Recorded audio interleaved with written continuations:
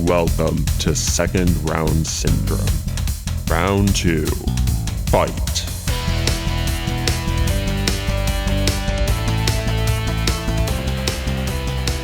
Welcome on into Second Round Syndrome, your talk for the Philadelphia 76ers and the NBA. I'm your host, DJ Sports Zone. With me is my co-host, Jordan Sabel. Jordan, this team, they're back. Yes, DJ, they're back. Let's go. But first, we got I think today's a special recording day, is it? Right, Oh, is it? DJ? Oh, I think yeah. so, right? It's your birthday, is it, right? It is my birthday. It's time to live my quarter life crisis. Yes, it's crazy that we are. First of all, it's crazy that this is show number 17, right? And I know you joined a little bit halfway through, but it's crazy that we've done 17 shows now. And first of all, we appreciate everyone that's listened, even just for a second. It means a lot. And please make sure you like it and let us know all your thoughts on the podcast so far. We're always trying to improve it, but it's really special that I get to celebrate my birthday with not just you, Jordan, but our listening audience, either on our audio platforms, Spotify, Apple, YouTube, iHeart, and Amazon, but also again on our video version as well. But we got to talk about the 76ers. That is obviously way more important than my birthday, but I think that's honestly one of the best birthday gifts that the basketball gods could have given, is giving us a healthy 76ers team. Because since our last show, they played a few games, right? That Chicago Bulls game, Joel Embiid comes back from his injury, and Paul George comes back from his 25-game suspension, which is awesome. I mean, it was basically a blowout, 157 to 137. Now, granted, 137 points, giving that up is not good. They did score 51 points in that third quarter, by the way, which is insane, the Sixers, which we've talked about this pretty much every single episode. They've been one of the worst third quarter teams ever. The fact that they were able to do that is great. Fourth quarter, I think they gave up like 53 points, which is crazy. But, Joel Embiid was not on the floor at that point. It is what it is. Then the last two games, Saturday against Charlotte and yesterday against the Miami Heat, we got back not only Kelly Oubre, but we also got back Tyrese Maxey. And if anything, I believe we got back Tyrese Maxey ahead of schedule, right? As soon as those two were able to come back, they made sure to come back. Now, the Hornets, I did not think they were going to win that game because the Hornets have been, honestly, a really good team this season. They've been the biggest surprise, in my opinion, in the entire NBA, just because Concanipple has been such a great addition. They drafted him number 4 overall in this draft. But then you have guys like Brandon Miller, who I don't think gets talked about enough. Brandon Miller is such a good player. He was number 2 overall, by the way. Like, we forget that he was behind Victor Wembanyama. We kind of forget about that draft after Wemby. It's like, who came after that? Yeah, it was Brandon Miller, and he's been so good this season. And then LaMelo Ball has stayed healthy, right? And that's been key for them as well. And, their depth at the center position is solid. You look at guys like Moussa Diabate and even Ryan Kalkbrenner, but specifically Diabate, he himself had 7 offensive rebounds. You know how many offensive rebounds the Sixers had as a whole team? 7. He had the same amount of offensive rebounds as the entire Sixers roster. So those two bigs are so good for Charlotte. And again, I think they could make the playoffs this year. It wouldn't shock me if they just missed it. At this point, teams 1 through 10 are decided, right? The teams that are out, we already know they're out, right? And that goes for both the Eastern Conference and the Western Conference.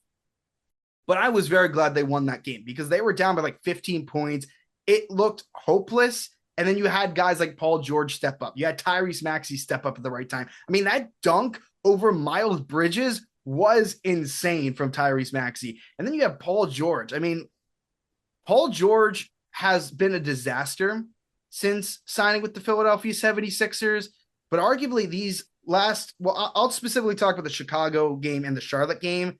That's arguably been the best he's played since putting on a 76ers jersey. And that even shows, like, specifically, you look at that last possession, Jordan, they had a chance to win the game, right? I mean, Brandon Miller could have won the game for them himself, but Joel Embiid wasn't even guarding him. He just comes out of nowhere and blocks that shot, which was crazy. And then on that final possession, LaMelo Ball, who was hot at that point in the game, they're putting Paul George on him, and it worked. He was successful. He was locking down LaMelo Ball and made him miss that possibly game-winning shot. I mean, Paul George has been so good. Overall, what are your thoughts been so far on Paul George since his return from that suspension? I've been impressed with his mentality. I mean, he could have definitely came into the rest of the season and kind of just like laid off the rest. Like I mean, like, but for him to come into the rest of the season now, he put up a really good performance statistically, even against the Hornets, but 26 points and 13 rebounds, a nice double double there for Paul George. And Yeah. I'm just so impressed to see his character and work ethic kind of back to a younger self, which is something we've desperately needed. We've needed Mhm. that third piece of the puzzle to add into Maxey and Embiid, and now with him coming back into things are really on the up and up here. But yeah, I was just impressed with his two performances there, and I'm glad to see him back coming to the team and playing this well. It's much needed, and I'm glad to see it happen. Yeah, it's crazy that this team won that game because you look at the rebounding numbers, like it's insane. So Charlotte out rebounded them 53 to 41. Specifically, offensive rebounds 21 to 7. As I said, the Sixers had just as many rebounds as Musa Diabate himself. I mean, they were getting out rebounded by Kobe White. Right, like that's great. Kobe White is what, 6'2", 6'3"? I mean, he's a smaller guard, and he just got to the team at the trade deadline. He was playing for Chicago beforehand.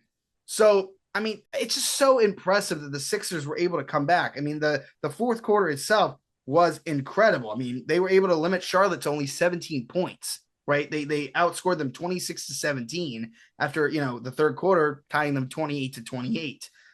It's just so impressive what we're seeing from this team. And Joel Embiid, it doesn't matter how many times this guy gets injured, he can always score. I don't understand it. I mean, Joel Embiid had in that game 29 points. He shot 8 of 19 from the field, 3 of 6 from three, 6 rebounds, and he had 2 blocks. And he shot 10 of 13 from the free throw line, which I think is hilarious because the Charlotte broadcast, Eric Collins specifically, was calling Joel Embiid a free throw merchant, which, again, I think is hilarious when you look at a guy like Brandon Miller who had 10 attempts. Why does 3 more attempts make you a free throw merchant? I don't really understand it. Like what I is don't know. what is the definition of a free throw merchant? Like, again, I know we've talked about like Bam Adebayo's 80 point game. Like he had like 43 free throw attempts. Like that's a free throw merchant. I think if The it's way Embiid draws fouls, I guess, can make it look like he's a free throw merchant, but but you I can don't say think that he about is. anyone. Yeah, you could say that about SGA. You could say that about Adebayo and his Yeah, you could. historic game, obviously. But it's a backhanded Mhm. comment, and I do like their announcer a lot for their Yeah. games, and I Mhm. think he's probably one of the more exciting ones in terms of the way he gets super loud for like big moments that happen. But I think that was a poor comment to say. I know their team lost, yeah. But I just think that was not the right approach there to kind of go off on that. Sure, he led the game in free throw attempts on a player level, but come on. Brandon Miller had 3 less. Uh, that's just how the game is in the NBA now. You have to expect free throws. Also, Jordan, who do you think had more free throws as a team, the Sixers or the Hornets? Probably the Hornets. It was the Hornets. They shot 32 attempts. The Sixers had 29. So again, it's Yeah. stuff like that that doesn't make any sense. Like I just checked myself there that stat. That's what I don't understand. It's We're like you got to also going to back. give Embiid the ball the most in the Mhm. game. He's our best player, best scorer. He gets the way he draws people in to defend him. He scores with people up in his face, and what they're going to make contact to his arm or whatever. That's a foul. That's a foul in the NBA, and he's going to get the free throws for it, whether he scores the bucket or not. If not, he gets 2. He scores the bucket, gets the and one, he gets the free throw. That's just kind of how the game works now. I just think it was a poor comment, and just it's not describing Embiid as a player. I don't think it's right. And it's not even necessarily that he just gets a lot of free throws. It's how he gets it, right? He knows how to draw fouls, right? The best players in the league, whether you're talking about SGA, whether you're talking about a Jalen Brunson, a James Harden, right? These top players that we've seen, LeBron James, they all do it. Giannis Antetokounmpo, they know how to draw fouls because they have a high basketball IQ. There's a reason why most of those guys, except for Brunson that I've named, have won an MVP before, right? Joel, LeBron, Giannis, SGA, right? They all know how to get to the line. That just means they're smart basketball players.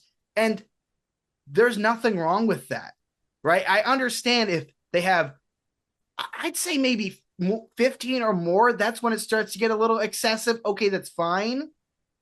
But even then, I mean, maybe when you start to get to 20, like it's hard to put a number on it because it always depends on the player and the scenario, right? Again, and the refs. And the refs as well. I mean, like, again, 43 free throw attempts, that's excessive on any level. I don't care who you are, what kind of player you are. I mean, especially for Bam, who usually only averages about 20 points per game. Okay, maybe that's a lot. Joel, I mean, he averages 30 points in his sleep, and he just came back from his 100th injury of the season. So it's just impressive seeing what they're doing there. Now, when you look at the Miami game, it was a little disappointing, right? And the good thing about the Charlotte game is they won the tiebreaker, right? Because this is really like a 5-team like race for the last couple of spots in the Eastern Conference. You look at it right now. I mean, obviously, Detroit, Boston, New York, Cleveland, they're pretty much set 1 through 4. I mean, maybe there's a little bit of wiggle room, but it looks like it's going to be those 4 teams in that order. But other than that, you look at 5 through 10, Toronto, Atlanta, Philly, Orlando, Miami, and Charlotte. It could go in any way, shape, or form. Because right now the 5th seed is the Toronto Raptors. They are 42 and 32. Right? The Charlotte Hornets are 10 and they're 39 and 36. That's not that much of a difference. Right? Any of these teams, like Miami, they've lost a ton of games the last week or two. Same thing with Orlando. Right? I mean, just a couple of days ago, I saw Miami and Orlando drop down to the 9 and 10 spots. Right? And now, Orlando is back in 8 and Miami's in 9 right now. So it's so close. So Charlotte, they were able to win that tiebreaker, which is huge. The Miami game, unfortunately, they did not. Now, it was a competitive game. You do have to look at it of the Heat were playing without Norman Powell. Now, they still have a talented roster. I mean, Bam Adebayo, I know I've been going at him for that 83-point game, rightfully so, but he's still a talented player. I mean, he's still one of the better centers in the NBA. He won the gold medal with Embiid in Paris. I mean, he's still a very talented player for the Miami Heat. He helped them get to 2 NBA finals the last couple of years. And Tyler Hero is a great player. I think Andrew Wiggins has been solid for them since getting traded there in that Jimmy Butler trade. They got some decent young players, Jaime Jaquez, Jovic, Davion Mitchell. But the Sixers had a chance to win this game. Now, they were down by, once again, 15 points. And they were able to tie the game, right, going into that 4th quarter. But then, in my opinion, Jordan, it felt like they took a step back and stopped trying for a couple reasons. One, I mean, I'm going to keep hammering this home. They cannot rebound. Like, it is so bad. And we said this kind of even earlier in the season as well. But it's, especially when they're all healthy, it's just they can't do it. And, you gave praise to Paul George for the 13 rebounds that he had against the Hornets, but there just wasn't that effort in this game. I mean, rebounding, it was 57 to 42. Offensive rebounding, not as brutal, but you still gave up 16. It was 16 to 9. That's still not good, right? You're not going to be able to win many games if you can't grab rebounds. I mean, off those 16 offensive rebounds, they gave up, I believe it was 19 second chance points. You can't do that, especially when it's a 10-point game. I mean, those 19 points, that matters. I mean, that's the difference between winning and losing a game is the rebounding. So that's number one. Number two is their transition defense sucks. Like, it's so bad. There were so many times, especially in the second half, where players would just drive to the rim and there was nobody in sight. There was no Sixer defender even close to the rim. they just kind of let them go at it. And it's not the first time we've seen it. I'm sure it won't be the last. But like in particular, Tyler Hero, he had 30 points in that game. Right? Tyler Hero has not been that good this season, mainly because of injuries. But it seemed like he had no trouble getting to the rim. It seemed like Bam Adebayo had no trouble getting to the rim, which he had 23 points. I mean, Larson had 20 points in this game, 20 points and 10 rebounds. Right? I mean, Bam also had 16 rebounds. Andrew Wiggins was phenomenal defensively. Right? I mean, he only had 14 points, but you look at it, I mean, he had 3 steals and 2 blocks. I mean, he was all over them. It kind of reminded me of like a TJ McConnell kind of on those inbound passes, right? Andrew Wiggins was kind of that pest on those inbounds. So number 1 is the rebounding. Number 2 is awful transition defense. And then they're not able to play against a zone defense. Like they just had no answer to Miami's zone. And you could tell in the fourth quarter. I mean, Maxey shot 1 of 7 from the field in that fourth quarter. Paul George took only 3 shots. He was 1 of 3. He had a phenomenal first quarter, 11 points. And then after that, 3 points in the second quarter, 3 points in the third quarter, 2 points in the fourth quarter. VJ Edgecombe didn't even attempt a single shot in the fourth quarter. That's a problem. I mean, Joel had 10 points, so good for Embiid. But Embiid can't do it alone. And when Maxey isn't making his shots, and I feel like a lot of the shots he was taking in the fourth quarter were not good shots, to be fair.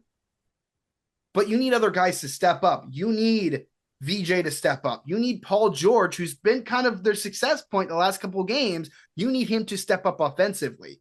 You need some of these other guys like Quentin Grimes and Kelly Oubre. I mean, Justin Edwards only played a minute in that game, but he's been pretty good in the past. You need some of these other guys to step up.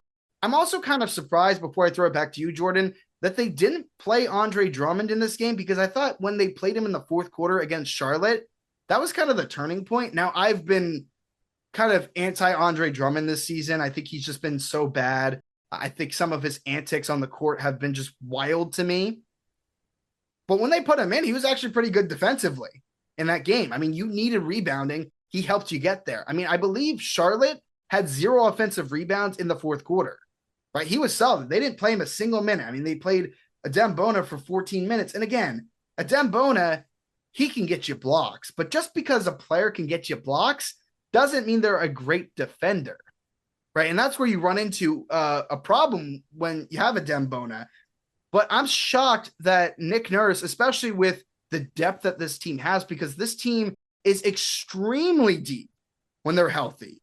I mean, they didn't even play guys like Jabari Walker. They didn't play, Cam Payne, the legendary successor of Jared McCain, right? I mean, they didn't play Trendon Watford. They didn't play the legend Kyle Lowry, which I'm glad they didn't play Lowry. But, they have a deep team. They have many options that they could go to, especially when you need rebounding, right? Or a defensive spark. Why not just try Drummond out for a couple of minutes? If he stinks, then pull him. But I don't understand what Nick Nurse was thinking in that moment. Well, you know what's going to happen. He's going to shoot a corner 3 and miss, and then shoot another corner 3 and miss. But in real talk, I think what kills us is second chance points. I don't have the exact statistic of obviously what the second chance points were, but I would assume we probably get killed on that just based off the offensive rebounding numbers, and those numbers were terrible, and they consistently are.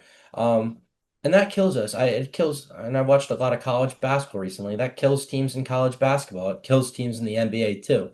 Can't get that first rebound. And teams are at this point shooting 45% on shots. I mean, the math does itself. They're going to make the second shot pretty much regularly there. So if you need to secure the first rebound, and we've talked about this consistently. Even without Embiid, we were seeing them struggle rebounding. Now with Embiid, they still struggle rebounding. So I think rebounding is the number one thing, and it will always be the number one thing with this team so far. Drummond is not going to fix rebounding for the whole time. He may get something, in but spurts, yeah, exactly. He's not going to fix it full time. Embiid is not going up for rebounds all the time anymore, obviously, because I'd prefer for him to stay on the ground and not go up for anything and get super injured. He's obviously trying to take care of himself for his future. There's just other teams have those players that are just going to go in there and fight and get rebounds, and I just don't think the Sixers have that currently. And again, that plays into the second chance points thing where if you're not going for these rebounds, you're going to give up the ball again and let them go around and get a refreshed shot clock, and they'll shoot it and, like I said, regularly score. So I think in this game specifically, second chance points probably killed us, which goes hand in hand with offensive rebounding. 19 to 12, by the way, in second chance points. Yeah. So I mean, it's not as big as I thought it would be, but it's a sizable factor of 7 points, which I don't remember how much we lost by 10, but I mean, you could have made a 10. closer game, right? If we kept it as close as possible. Yeah, and again, the stats, the reason why the Sixers lost this game, again, we've talked about the rebounding, but they gave up, the Heat had 30 fast break points. It was 30-11, and then they had 18 more points in the paint. It was 60-42. Again, you're not going to win games that way. I mean, the Sixers need to find a way, especially when you have two of the fastest guys in the entire NBA in Tyrese Maxey and VJ Edgecombe. You got to find ways to get those guys to the rim. And then on the other end, you have to find ways to stop Miami, in this case, from getting to the rim so easily. I mean, you need that rim protector. Embiid is solid at it, but he's a lot slower than he's been in the past, right? A lot of it's because of the injuries, obviously, and he is getting older, right? He's not Paul George level yet, but, again, he's already, 30 years old. So it's already going to be tough to stop that. That's why it needs to be a full team effort. It needs to be everybody. I mean, again, you can't wait for the ball to come to you when it comes to rebounding. You have to be the first one to the ball. I kind of used Josh Hart, for example, with the New York Knicks. I mean, he killed the Sixers in that first round series a couple years ago because of offensive rebounding. It wasn't just Mitchell Robinson. It wasn't just Isaiah Hartenstein. No, it was Josh Hart. He was a big part of that. And, he's only, 6'6", 6'7", maybe. I mean, he's not a very tall. I see you smiling over there. I know everyone's 6'7" now. But he's a great example of a guy who's not a big, but somebody that puts rebounding first. And you need a guy like that. Now, I think Kelly Oubre should be that guy, right? You have Dominic Barlow, who's a solid rebounder, but you need some of these other guys. I think VJ could be that guy, right? Paul George. I think Nick Nurse really told Paul George in the second half of that Charlotte game, we need you to go get rebounds. And that's what he did. I mean, most of his rebounds came in that second half, right? I think 10, if I'm correct, 10 of those came in that second half of that Charlotte game. So, and that's what helped them win, right? So there's definitely a roadmap. Now, the next several games, we'll see how it goes. Are they going to be healthy for every single game? Probably not. Now, as of recording this, tomorrow night, they're going to face the Washington Wizards. That should be a win. The injury report did come out. The only one who's obviously still out is Jani Broom. He's not going to be playing the rest of the season, but he doesn't matter. In this case, everyone that should be on the court is going to be available. So that should be an easy dub. I'm not worried about Washington. They are literally trying to lose games, right? There's only 7 games left, so starting off with Washington on the road, cool. Then this is where it gets interesting. They do play a back-to-back that Friday and Saturday. Friday against the Timberwolves, Saturday against the Pistons. I'm kind of curious to see what they do with that. I would probably say that they're going to play in that Pistons game because the Timberwolves game doesn't really matter as much. And maybe, I mean, they were able to pull out a win against the Timberwolves a month ago without most of their guys. So maybe it happens. And, who knows, maybe Anthony Edwards has to use the bathroom again at tip-off and they're able to get a good start. Did you hear that? That's actually what happened yesterday. I think Mike Conley had to start in his place because he had to go to the bathroom in the beginning. It was so funny. Their head coach, Chris Finch, said, nature calls. So, it was kind of funny. So who knows? But I think they'll play in that Pistons game if I had to choose one. And then after that, it gets a little bit tough because they have a 3-game road trip, San Antonio, which that's probably going to be a loss, but who knows? We haven't seen that Embiid and Wembanyama matchup in a long time, so I think that will be a ton of fun to see, especially in San Antonio. Then they face Houston, which Houston is an interesting team. They're not very good. They're going to make the playoffs, but I think because they don't have a point guard, they don't have many shooters, their center depth isn't great. And at this point, I think when you put Kevin Durant on a team, it's just not an automatic championship team anymore. right? That idea when he went to Brooklyn, right? When he went to Phoenix, now being in Houston, it's tough. Now it's hard to say that because they haven't had their full roster all year. Fred VanVleet hasn't played. Maybe it'll be different next season, but we got to talk about this season right now. I mean, they're going to make the playoffs, but I'm not too worried about Houston. They're probably going to be a first round exit, but Sixers could probably win that game. I think Embiid won't have a problem against Alfred Şengün. I think the last time Embiid wrecked Şengün, he put up a post on Instagram mocking Furkan Korkmaz about it, which was kind of funny. So they face Houston, and then they got 2 more games left, one on the road, and I think they win both of these games easily. Which actually, this next game is a back-to-back from the Houston game. Thursday is Houston. That Friday is the Pacers. Again, the Pacers are trying to lose games at this point, so I don't see any problem there because, again, trying to lose games. And then they end it with Milwaukee, which Milwaukee is done for. I don't think that's going to matter too much for them. I think that's an easy win. I don't even know. I know we've talked about Giannis possibly coming back. I don't know why he would at this point now. Milwaukee's officially out.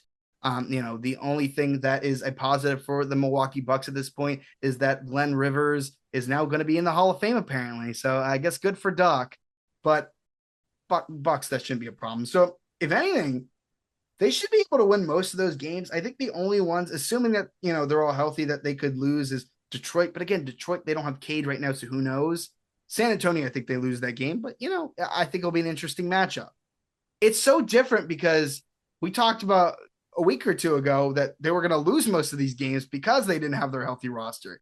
If for some reason, Jordan, this ends up working, the Sixers might have found a way to hack the system, right? Paul George, I thought it was so funny in that press conference that he had. He was basically saying he was glad he had that 25 games to rest, right? I mean, it's kind of funny because he was suspended obviously for a negative reason, but he might have had a point that he might have needed that 25 games to get his body right, to get his mental health in the right place to finish out the season. Because at this point, I think he basically admitted, I'm too old, I'm too washed to play a full 82 game season, but I'm good enough to play the games that I need to play to hopefully go on a nice run in the postseason. So who knows? Yeah, that's very true. What do you think? 4-3, 5-2, 6-1? Let me think about that for a second. So we got Washington win, Minnesota. Because I'm assuming Minnesota, they're not, Embiid and Paul George aren't playing. I'm going to say they'll win Minnesota. Detroit, I'll say they'll lose Detroit. So that's 2-1. San Antonio will lose. They'll win against Houston. So 5-2. 5-2. I was probably around the same thing as you. I think 5-2 as well, sharing those losses with the Spurs and Pistons. It's just the team never plays well against teams that have a greater than 500 record, but any team that's under 500, I think I saw a statistic that said we're 24-4 against any team that's under 500. So any team with a losing record, and then teams that are over 500, we have a record of 17-30. So the statistics there aren't great. Well, they haven't we been should beat healthy all the teams season. that are under 500 pretty much. But now that we're back, I want to, put more of an emphasis on these are early season statistics, then they go through the whole season. Obviously, we haven't had the fully fit squad yet, and now we do. So I do want to say that maybe you can throw those in the trash, but I think they are valid though to point out that the team hasn't played well against good teams. But we'll have to see here. Maybe they can get a shocker against the Pistons or go to San Antonio and, Embiid can throw a dunk on Wemby or something. Who knows? Well, that'll be fun. I mean, it's tough because right now, at this point, it doesn't really matter. They just need to win as many games as possible. They're not working at this point. The remainder of the games they have, it's not about winning a series. That's what the last 2 games are for, the Charlotte game and the Miami game. Now, at this point, it's win as many games as you can because you need to at least get that 6 seed. Right? Obviously, I think it would be better to get the 5 seed because I would rather face the Cavs than the Knicks in the first round. But it's not about, they need to win the series against the Timberwolves. They need to win the series or tie the series, or I guess they would win the series because they won the first game. But it's not about winning the series against the Timberwolves. It's not about tying the series against the Pistons because I believe they lost to the Pistons before. I forget if they played them 2 or 3 times in the past because some Eastern Conference teams you face 3 times, some face 4. So I forget exactly. But it's not about that. It's about winning as many games as possible to not have to deal with the play-in. Let Atlanta deal with that. Let Miami deal with that. Orlando, Charlotte, let them deal with that. You do not want to be in that spot. And I've mentioned this before. The last thing you want is to still find a way to get, win those playing games and then have to face Boston in the first round or face Detroit in the first round. Because I assume they'll get Cade Cunningham back at that point, but we don't know, obviously. They have not provided an update. I have no insider knowledge on that, so I don't know. But assuming Cade does come back, I don't want to face either team. I just don't. Right? And Boston, they'll get Nikola Vucevic back, so they should be fully healthy. Obviously, Tatum's back. I think he's played very well since returning. Jaylen Brown is going to be in that MVP conversation. I don't want to face either of those two teams. I don't. So you got to find a way to get out of the play-in spot. And I don't want to face the Knicks, but I'd rather face the Knicks than the Celtics or the Pistons. Because I think the Knicks are not, they're a good team, obviously, but they're a very flawed team.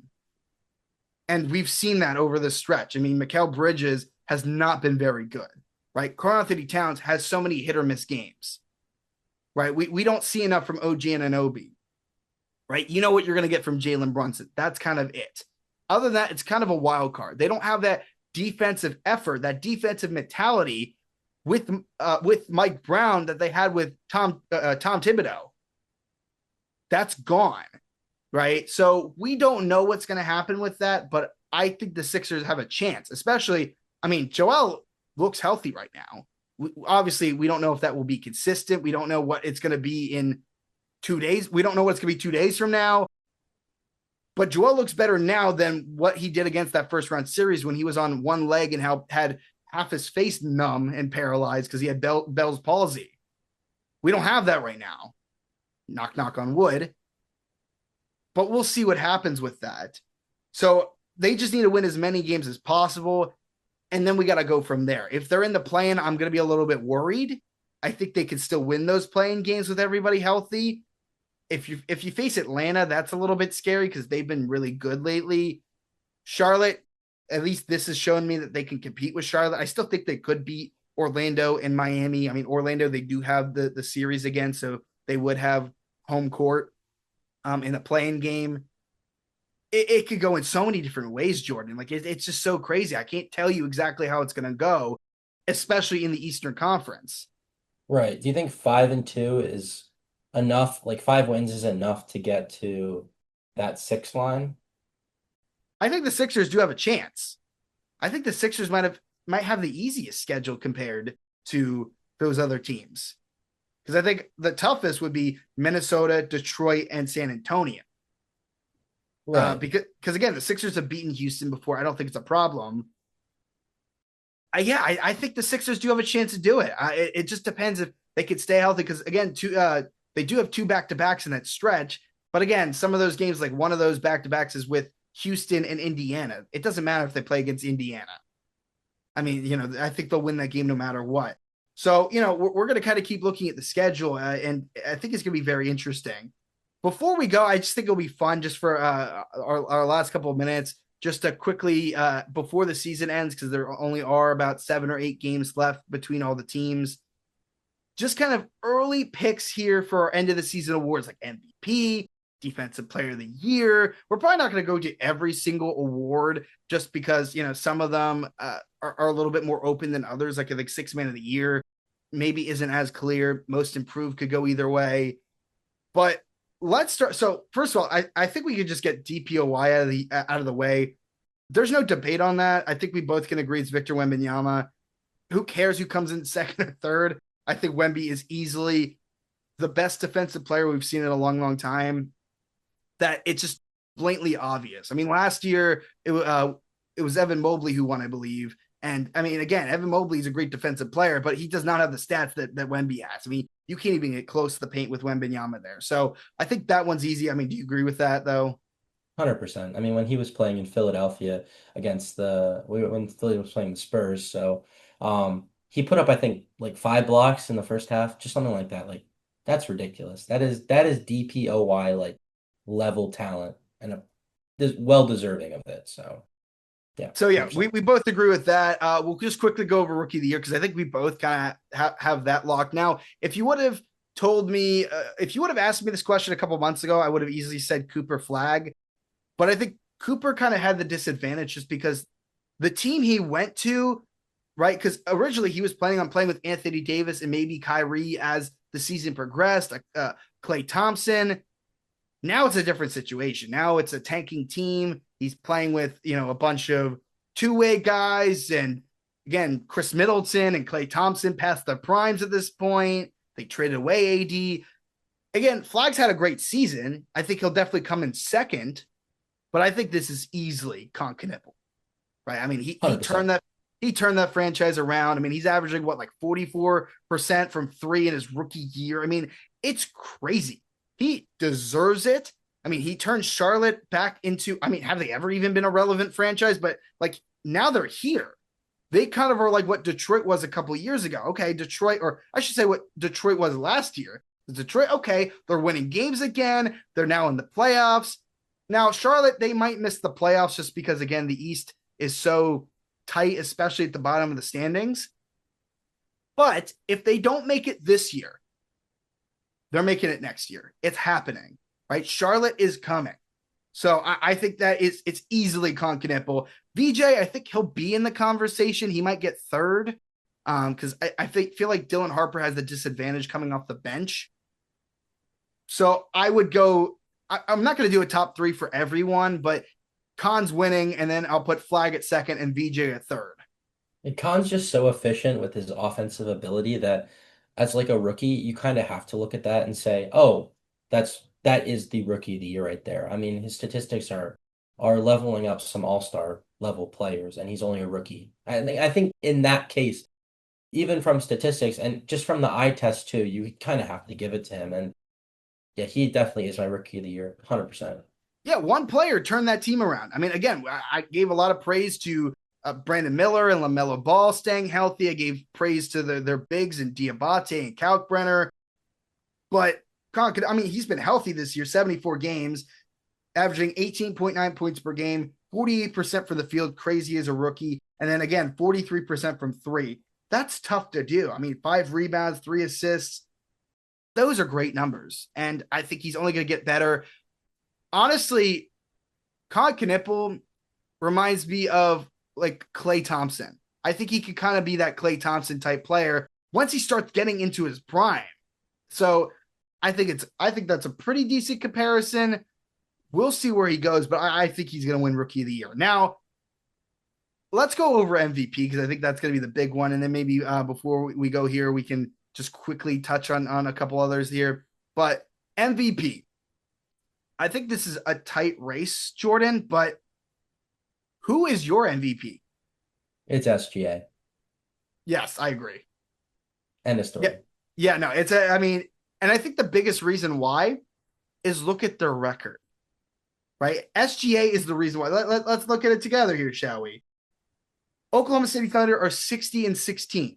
That's crazy. And SGA did this without Jalen Williams pretty much the entire year, right? They were the number one team in the NBA last season. Obviously, they won the championship, and they had their healthy roster, right? I mean, Jalen Williams is SGA's right-hand man. He didn't have that. The Thunder have dealt with so many injuries, and SGA stepped up. I mean, you look at this dude's numbers. I mean, he averaged 31.6 points per game on 55% from the field, 55% from the field, and 38% from three, while still averaging 4 rebounds, about 6 assists, 1.4 steals. I don't know how you give it to anybody else. Now, I know there are 2 others that are going to be in that conversation, or 2 or 3 others that are going to be in that conversation. I think Wembanyama will actually come in second, right? And I know some people might argue about Nikola Jokic. It also depends on if he ends up finishing with that 65 games, because I know there's only a few games left, but he can only miss 1 more, I think it is. But Victor Wembanyama, I don't think he'll get it yet just because this is his first year in that conversation. I think next year he definitely could win it, win that MVP. But SGA, I definitely agree with that. So if I had to pick a top three right now, I would go SGA, Wemby, and then I'll put Jokic at third. If Jokic gets disqualified, I'll put Jaylen Brown in at three, just because, again, Jaylen Brown is, I thought Boston would be so bad this year without Tatum and, trading the guys that they traded, getting rid of Porzingis, Holiday, Luke Cornett, Al Horford. I mean, they found a way to stay more than relevant. They've been a top 2 team in the Eastern Conference all year, and it's all because of Jaylen Brown. I would have loved to put Cade Cunningham on that list, but he's not going to make the cut at this point. So that's my MVP. A couple other ones to touch on. Most improved player. So most improved, I would say Wembanyama, but I think it's tough because he is the number 1 overall pick. I would love to say Wemby, but I'm going to go with more of an open answer here that maybe some people aren't thinking of. I'm going to throw out Jalen Johnson's name. Because Jalen Johnson, I mean, especially now when you look at Atlanta, that could be a playoff team. I mean, when they had Trae Young in the beginning of the season, it looked like they were once again going to be that like 9 or 10 seed. I mean, I think they could give a team a run for their money in the first round. And it's all because of Jalen Johnson. I mean, he's an all-star this season. I mean, he's a triple-double threat on any night that he wants to. I think Jalen Johnson could definitely win it. I mean, what are your thoughts on that for most improved? That's possible. I mean, I've seen that Keontae George is getting his name thrown around as well. I mean, the Jazz are just, they're not had the greatest season. Obviously, Ace Bailey didn't hit as well as they were trying to make him hit. And then also, I think Denny Avdia has a chance to, even with the Portland team, who I think they're trying to get into that play-in spot. Will they hold on? Possibly up for debate. But they're going to be in the play-in. But yeah, the question is, are they going to get into the playoffs? Exactly. Yeah, I think all of those 3 are up for debate, and they're probably going to be the 3 contenders. Yeah, I definitely agree with that. So my only thing with Denny versus Jalen Johnson is Jalen Johnson is one of the main reasons that the Hawks are going to be in playoff contention this year when Denny Avdia and the Blazers are not going to make the playoffs this year unless something crazy happens in the play-in. I just don't see it. I think the most improved player thing is just like them as like a statistics type of player, like I agree what their progression is from year over year. But I look at the story too. Yeah. I mean, it's really up to whoever votes on this stuff. There's no set rules. Like for me, and again, my opinion could be different than yours or any of you listening at home or wherever you're listening to Second Round Syndrome. But for me, I mean, again, the Hawks, especially now that we see what the Hawks are now compared to where they were even when the trade deadline happened. I mean, they got great pieces in adding CJ McCollum and, Nickeil Alexander-Walker has been great for them this season. You also can't forget Onyeka Okongwu. They've been great, but Jalen Johnson's been the main reason for that. I mean, I think because of Jalen Johnson, that's the reason why the Hawks decided to move on from Trae Young, because they found that centerpiece that they could build around. So that's kind of what I look at the overall story. Again, would I be against Denny Avdia winning? Not one bit. But if I had to pick one guy that took their team from mediocrity to a team that could give maybe, let's just say they faced the Boston Celtics in the first round. I would not pick Atlanta, don't get me wrong, but they could take them to 7 games. I could see it happening because they're such a good team. They have such great talent. So that's why I'm going with Jalen Johnson, but I do like Denny Avdia in there as well. Keontae George, I don't know, just because the Jazz have not been good this year at all. Maybe in the future, maybe next year, once they start competing, once they, we see what Keontae George looks like with Jaren Jackson Jr. and Lauri Markkanen and Walker Kessler being back. We'll see what happens with that. And then the last one I want to talk about, because I don't really have anyone yet for 6th man of the year. Maybe I have to think a little bit more on that. But Jordan, who's your coach of the year? I'm asking this mainly because Joe Mazzulla was asked about this very recently. He basically shut that down, saying coach of the year is a stupid award and don't ask me that question again, which I think is kind of insensitive to, every coach who's ever won that award. I understand that you're more focused on the players, their achievements, the team success, but I think it's still a very honorable award to get. Who do you think should be the coach of the year? I don't know. I gotta say Mark Dagnall again. Ooh, okay. I just think with him not having Jalen Williams for the whole time, and honestly just the success of the Thunder, I think you have to give that to them just based off of merit and sporting merit. Yeah, I wouldn't be against Mark Daigneault. For me, I want to go with Mitch Johnson, right? The head coach of the San Antonio Spurs. For those that don't know, Greg Popovich is not coaching the Spurs anymore. It's Mitch Johnson, who was a descendant of Greg Popovich. And I don't think he's missed a beat.